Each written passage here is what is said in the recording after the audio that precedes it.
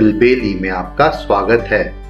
यहाँ आप सुनेंगे बाल कहानियाँ, इतिहास के रोमांचक किस्से और हमारे संस्कृति से जुड़ी हुई मज़ेदार बातें। मैं हूँ आपका होस्ट ज्ञानेश और आज मैं लेके आया हूँ तेनालीराम के सूझबूझ का एक किस्सा जिसका शीर्षक है बाल की खाल।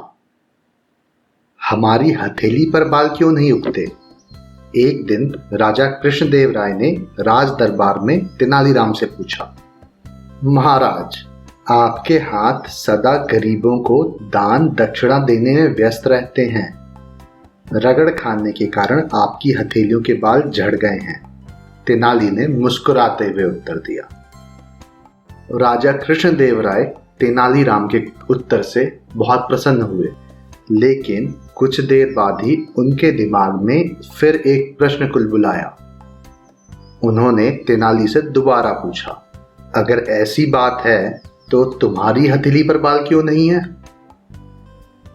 महाराज, मैं आपसे लगातार इनाम, दान, दक्षिणा पाता रहता हूँ, इसलिए मेरी हथेलियों के बाल भी इनसे रगड़कर झड़ गए हैं।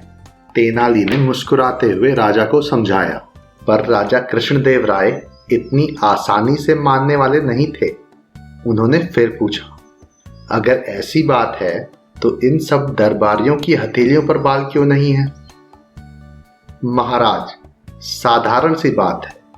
जब आप मुझे लगातार इनाम, दान, दक्षिणा देते रहते हैं तो जलनवश ये राज दरबारी अपने हाथ मलते रहते हैं। आपस में रगड़ने के कारण इनकी हथेलियों पर भी बाल नहीं बचे हैं, तेनालीराम ने मजे में कहा। तेनालीराम की बात पर राजा ठहाके मारकर हंस पड़े और सभी राज दरबारियों के उतरे हुए मुंह देखने लायक थे। मुझे उम्मीद है आपको ये कहानी पसंद आई होगी। ऐसी और कहानियां सुनने के लिए हमारे चैनल को लाइक और सब्सक्राइब करें। इस कहानी को ज़्यादा से ज़्यादा शेयर करें। जल्दी मिलते हैं एक और नई कहानी के साथ। तब तक के लिए धन्यवाद।